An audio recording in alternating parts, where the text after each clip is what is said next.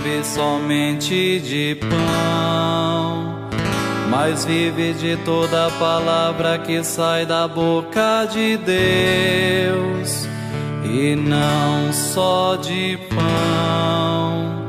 Amém, aleluia, aleluia. Aleluia, aleluia, aleluia, aleluia. Aleluia, aleluia, aleluia, aleluia. Aleluia, aleluia, aleluia, aleluia. Aleluia, aleluia, aleluia, aleluia.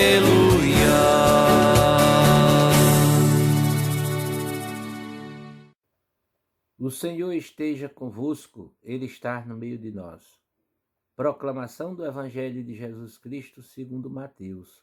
Glória a vós, Senhor.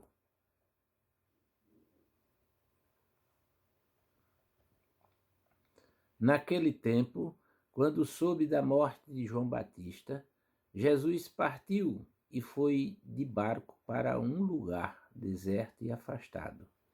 Mas quando as multidões souberam disso, saíram das cidades e o seguiram a pé. Ao sair da barca, Jesus viu uma grande multidão. Encheu-se de compaixão por eles e curou os que estavam doentes. Ao entardecer, os discípulos aproximaram-se de Jesus e disseram: Este lugar é deserto e a hora já está adiantada. Despede as multidões para que possam ir aos povoados comprar comida. Jesus, porém, lhe disse: Eles não precisam ir embora. Dai-lhes vós mesmos de comer. Os discípulos responderam: Só temos aqui 5 pães e 2 peixes. Jesus disse: Trazei-os aqui. Jesus mandou que as multidões se sentassem na grama. Então pegou os 5 pães e os 2 peixes, ergueu os olhos para o céu e pronunciou a bênção. Em seguida, partiu os pães e os deu aos discípulos. Os discípulos os distribuíram às multidões. Todos comeram e ficaram satisfeitos, e dos pedaços que sobraram, recolheram ainda 12 cestos cheios. E os que haviam comido eram mais ou menos 5.000 homens, sem contar com mulheres e crianças. Palavra da salvação. Glória a vós, Senhor.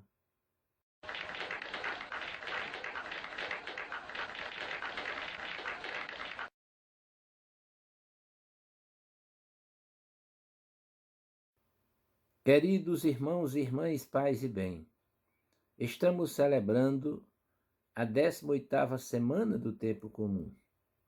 Hoje o Evangelho nos apresenta como Mateus contrasta o banquete da morte promovido por Herodes com o banquete da vida, protagonizado por Jesus. Na realidade, os evangelhos transmitem-nos, muitas vezes, os sentimentos de Jesus para com as pessoas, especialmente doentes e pecadores. Ele exprime, através de um sentimento profundamente humano, a intenção salvífica de Deus, que deseja que todo homem alcance a verdadeira vida. Cada celebração eucarística atualiza sacramentalmente a doação que Jesus fez da sua própria vida na cruz por nós e pelo mundo inteiro. Ao mesmo tempo, na Eucaristia, Jesus faz de nós testemunhas da compaixão de Deus por cada irmão e irmã. Nasce assim a volta do mistério eucarístico, o serviço da caridade para com o próximo que consiste precisamente no fato de eu amar em Deus e com Deus a pessoa que não me agrada ou que nem conheço sequer.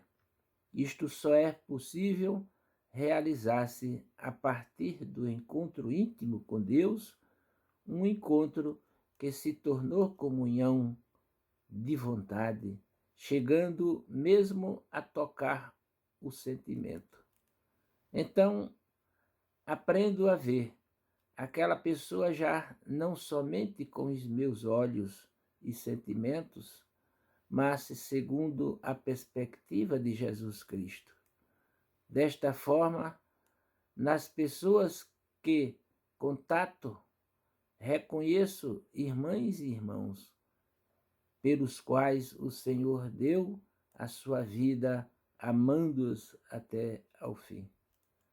Por conseguinte, as nossas comunidades, quando celebram a Eucaristia, devem conscientizar-se cada vez mais de que o sacrifício de Jesus é por todos. E assim a Eucaristia impele todo o que acredita nele a fazer-se pão repartido para os outros e, consequentemente, a empenhar-se por um mundo mais justo e fraterno. Como sucedeu na multiplicação dos pães e dos peixes, temos de reconhecer que Cristo continua ainda hoje exortando os seus discípulos a empenharem-se pessoalmente. Dai-lhes voz de comer. Na verdade, a vocação de cada um de nós consiste em ser unido a Jesus, pão repartido para a vida do mundo. Neste Evangelho, Jesus nos dá uma grande lição de solidariedade humana, quando rejeitou a ideia dos seus discípulos para que despedisse as multidões. Quantas vezes nós queremos nos ver livres dos problemas e também despedimos as pessoas porque elas são empecilhos à nossa missão, à nossa caminhada. As pessoas vêm famintas, precisando da nossa ajuda, e nós fazemos vista grossa às suas dificuldades, achando que não somos capazes de ajudá-las, porque temos muito pouco tempo, ou mesmo porque nós achamos pequenos e limitados. Jesus diz hoje a nós também: eles não precisam ir embora, dá-lhes vós mesmos de comer. O Senhor nos manda sentar para que possamos parar e refletir sobre a nossa vida, partilhando e dividindo com as outras pessoas os nossos planos e sonhos. Tudo isso dentro da perspectiva de Deus e à luz das suas palavras e dos seus ensinamentos. Hoje também, como ontem, há muita relva, isto é, espaço, ocasião, oportunidade para que, reunidos, nós possamos descobrir os nossos dons, talentos e aptidões, riquezas e bens espirituais, que são nossos 5 pães e 2 peixes. Ao tomar os pães e os peixes nas mãos e dar graças ao Pai, Jesus nos deu o exemplo de como poderemos fazer aumentar os nossos talentos. Trazemos primeiramente a vida para agradecer a Deus e a Ele oferecer em favor do irmão. Além disso, temos a doar saúde, paz, alegria, juventude e a nossa capacidade de olhar, de sorrir, de cantar, de amar, de sonhar e de desejar. Mateus nos lembra que a participação eucarística exige compromisso com uma visão social baseada na partilha dos bens necessários para a vida, e não na acumulação da parte de alguns, junto com a falta do básico para muitos.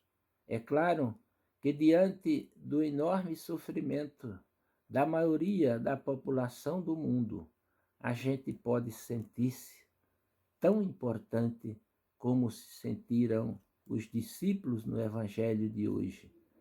Mas o texto nos ensina que não devemos cair na cilada de aceitar as saídas falsas propostas pela sociedade vigente e hegemônica, de lavar as mãos ou de cair somente num simples assistencialismo.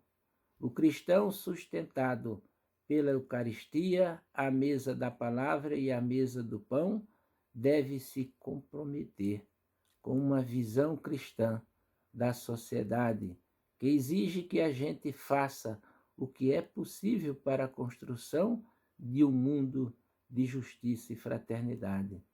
Há 2000 anos, Jesus olhou a multidão, teve compaixão dela e agiu.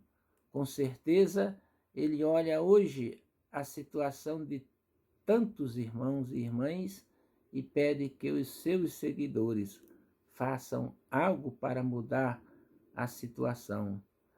Paira sobre nós cristãos, do fim do milênio, o desafio do texto de hoje. Dai-lhes vós mesmos de comer. O que significa isso na prática para mim, para você, na nossa situação concreta de vida? Meu irmão, minha irmã, o cristão não pode compactuar-se com uma sociedade organizada conforme os princípios de Herodes, mas deve lutar para a construção de uma sociedade em favor da vida, seguindo as pegadas de Jesus de Nazaré. Jesus, imperando, nos está ordenando: dai-lhes vós de comer.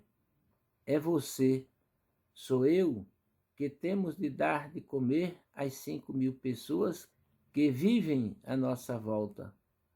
Você tem sentado com as pessoas para partilhar a sua vida? Você tem colocado nas mãos do Senhor os seus talentos e os seus dons? Saiba, o que tens é pouco, mas colocado nas mãos de Jesus, chega para matar a fome e a sede de milhares e milhares de pessoas. Louvado seja nosso Senhor Jesus Cristo, para sempre seja louvado. Amém.